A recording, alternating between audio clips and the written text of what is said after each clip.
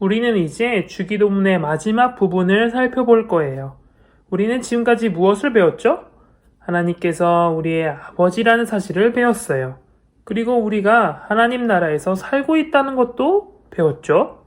또 하나님께서 우리에게 필요한 것을 주신다는 것도 배웠어요. 그리고 우리를 죄에서 용서해 주시고 사탄이 우리를 괴롭히지 못하게 하나님께서 지켜주신다는 사실도 배웠어요. 하나님께서는 이렇게 우리를 사랑으로 보살펴 주세요. 우리는 이렇게 사랑으로 보살펴 주신 하나님께 감사합니다 라고 말해야 돼요. 이것이 바로 하나님을 찬양하는 것이에요. 그렇다면 주기도문을 통해 어떻게 하나님께 찬양하는지를 배워볼까요? 성경은 우리에게 다음과 같이 찬양하라고 말해요. 나라와 권세와 영광이 하나님께 있습니다. 우리는 전에 우리가 하나님 나라에서 살고 있다는 것을 배웠어요. 아담과 하와가 하나님께서 왕으로 계신 에덴 동산에서 살았듯이 우리 모두는 하나님이 왕으로 계신 하나님 나라에서 살고 있어요. 하나님께서는 에덴 동산에서 살고 있는 아담과 하와에게 가장 좋은 것을 주셨어요. 아담과 하와가 필요한 것은 무엇이든지 하나님께서 다 주셨어요. 하나님께서는 무엇이든지 필요한 것을 주실 수 있는 분이세요. 우리는 이런 하나님의 놀라운 능력에 감사하며 찬양해야 돼요. 또 우리는 하나님께서 이스라엘 사람들이 광야에서 배가 고플 때 만나와 메추라기를 주신 이야기를 배웠어요. 하나님께서는 우리가 정말 필요한 게 무엇인지를 알고 계세요.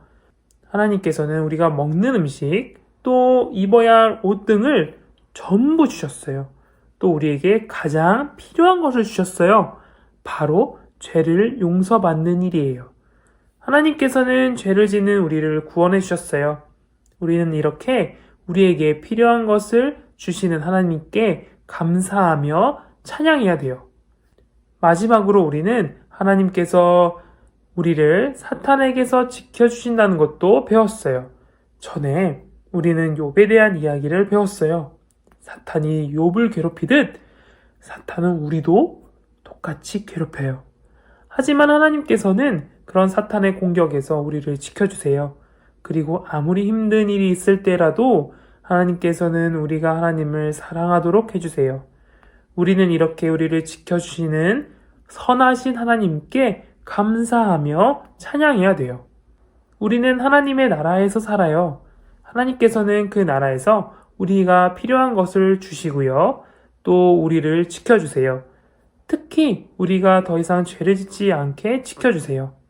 하나님을 사랑하는 사람은 죄를 지으면 안 돼요. 하지만 우리는 친구들을 때리는 죄를 짓기도 하고요. 엄마 아빠에게 나쁜 말을 하는 죄를 짓기도 해요. 그럴 때마다 우리는 하나님께 저희가 죄를 짓지 않게 해주세요 라고 기도해야 돼요.